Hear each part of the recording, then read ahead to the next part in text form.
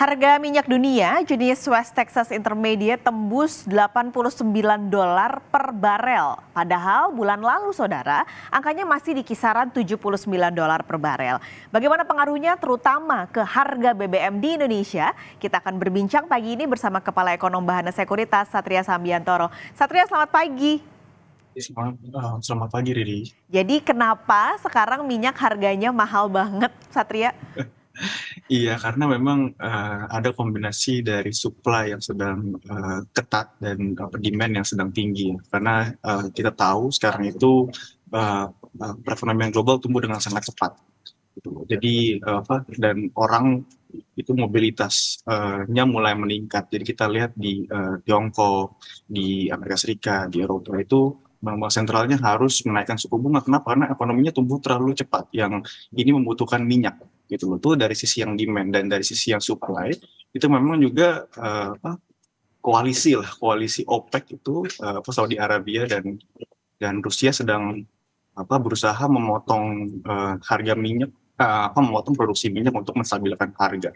Gitu. Jadi dari sisi pesuplainya itu sedikit, dari sisi permintaannya sedang banyak. Oke, kalau dolar yang sekarang lagi menguat, ada andilnya nggak, Sat? Iya, betul. Jadi ini dolar menguat itu juga ada terkait dengan harga minyak yang naik.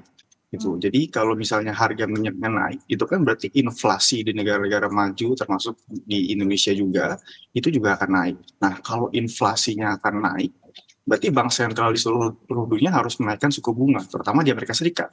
Karena di Amerika Serikat itu pom bensinnya ganti harga tiap hari. Gitu. Beda kalau di Indonesia itu kan Bulan sekali ya biasanya. iya gitu, sebulan sekali kan di awal bulan. Kalau di sana tuh tiap hari gitu loh ganti. Jadi kalau sekarang tuh harga minyaknya sudah naik gitu. Jadi harga BBM di Amerika Serikat sudah naik dari mungkin seminggu 2 minggu yang lalu. Ini kalau bicara soal kenaikan harga minyak dunia, terutama di Indonesia, mungkin di satu sisi bisa menambah pendapatan negara, tapi di sisi yang lain ini tentunya bisa membebani negara lebih besar.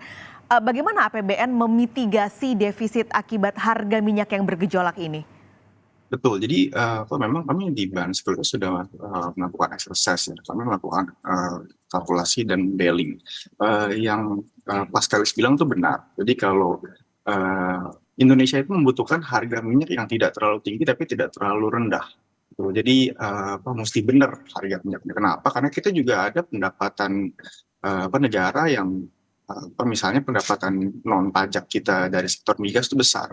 Gitu. Jadi kami hitung memang secara net-net ini kalau harga minyak di 90 itu sudah mulai ada tekanan tuh pada APBN. Jadi defisitnya mungkin gitu kalau misalnya naik lagi, misalnya kan sekarang tuh pagi ini minyak naik lagi dan menuju ke 100 lah sekarang kan 92. Defisit fiskal kita bisa melebar 63 triliun tuh kalau misalnya harga minyak ke 100 misalnya. Gitu. Oke, ini besar ya. Tapi tadi Satria bilang harga minyak yang tepat gitu buat APBN. Hitungannya berapa harga minyak yang sebenarnya tepat, tidak terlalu melukai APBN tapi juga tidak mengurangi pendapatan negara dari minyak? Betul. Sebenarnya kita nih sekarang baru saja lewat di harga minyak yang tepat. Jadi sweet spotnya atau harga minyak yang tepat itu sebenarnya di 80 hingga 90.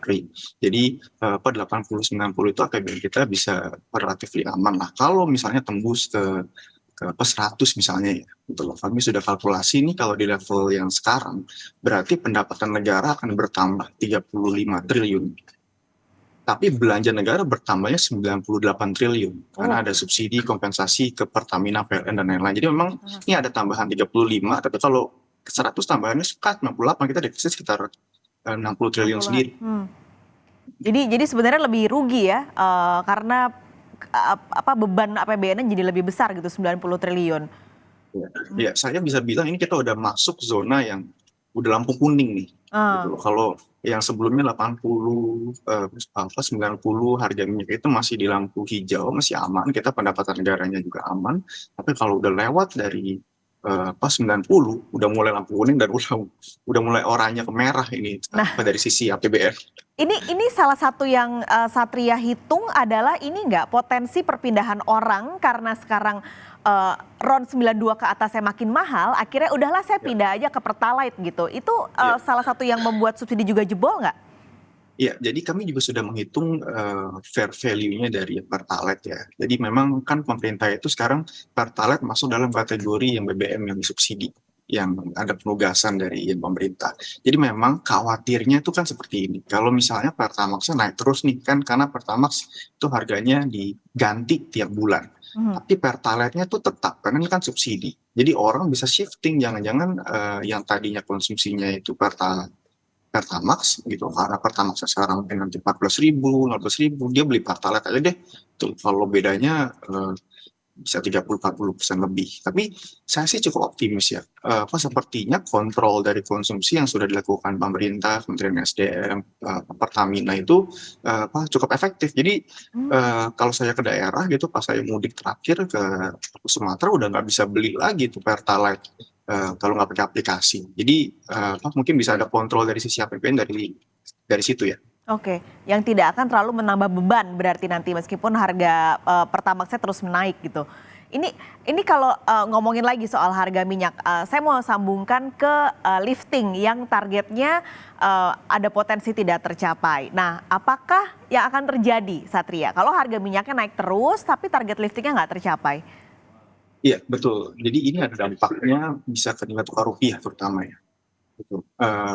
Ke nilai tukar rupiah yang sekarang di 15.200, 15.300 itu kita itu sekarang adalah net importer dari migas. Jadi kita tuh negara yang secara impor lebih besar dibandingkan ekspor gitu loh. Nah, apa implikasinya? Jadi kalau misalnya impor lebih besar pada ekspor, kalau harga minyak lagi tinggi sekarang, bisa ada tekanan di yang neraca dagang, neraca pembayaran, dan ujung-ujungnya bisa berdampak pada nilai tukar rupiah.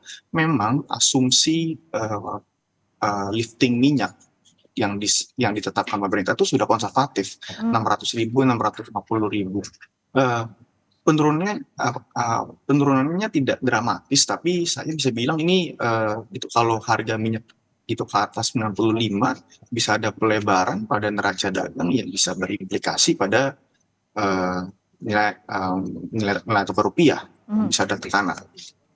Ini ini mungkin nggak sih karena kita nggak tahu sebenarnya harga minyak dunia ini sampai berapa bisa mendidih dengan beberapa hal yang menjadi latar belakangnya tadi. Dengan sekarang lagi tahun politik, tahun depan lagi pemilu, mungkinkah pemerintah mengambil keputusan untuk menaikkan harga subsidi untuk bisa menekan jebolnya APBN? Ya, sepertinya kalau dilihat dari sisi postur APBN kita sebenarnya Oke. cukup aman untuk menahan agar harga BBM tidak naik. Betul. Kenapa? Karena satu, Pertalite itu secara import kontennya karena dia RON 90 tidak setinggi premium dulu. Jadi secara nominal subsidinya mungkin tidak sebesar dulu lah kalau kita tahan gitu kan APBN-nya ya. Dan dua, kita tuh masih ada windfall. Windfall itu istilahnya adalah pendapatan lebih dari karena awal tahun itu kan harga komoditas seperti kelapa sawit, batu bara itu sedang Oke. tinggi-tingginya. Itu APBN kita tuh penerimaan pajaknya dan negaranya itu sangat-sangat kuat gitu loh. Jadi itu misalnya ya tahun lalu itu ada kompensasi yang diberikan subsidi total sekitar 400-500 triliun gitu yang didapat dari uh, adanya tambahan pendapatan negara. Gitu. Kalau dilihat sih kalau tambahan pendapatan negara dari kelapa sawit, batu bara, komoditas tahun ini harusnya lebih dari cukup untuk menahan harga minyak. Ya tadi kalau misalnya sampai 100 saya bisa bilang masih lampu kuning lah. Oke. Gitu. Pertanyaannya dan kan ini sudah kita ekspektasi ya Per Riri ya karena ini kuartal 4 itu memang kan lagi masuk musim dingin di Eropa dan biasanya permintaan akan komoditas minyak gas itu cenderung tinggi dan harganya kan cenderung naik. Berarti sampai sejauh ini karena masih lampu kuning belum perlu backup skenario ya? Iya, tapi apa penting bagi pemerintah untuk melakukan exercise juga ya, karena ya kalau lampu kuning mestinya udah mulai siap-siap lah. Jadi saya yakin sudah ada senarionya. Tapi kalau dilihat dari awal tahun seperti kebijakan mitigasinya, pembelian Pertalite sudah dibatasi, itu sudah mulai ada diskusi mau masuk ke yang Pertamax Green gitu, Pertalite Green gitu loh. Itu saya rasa sudah kita tidak perlu khawatir yang terlalu berlebihan. Oke. Belum gitu, belum saatnya karena masih lampu kuning. Oke. Terima kasih Satria untuk berbagi pandangan pagi ini soal harga minyak dunia. Semoga nggak nyampe lampu merah ya, udah berhenti di 90 ini. Terima kasih Satria, sampai ketemu lagi, sehat selalu.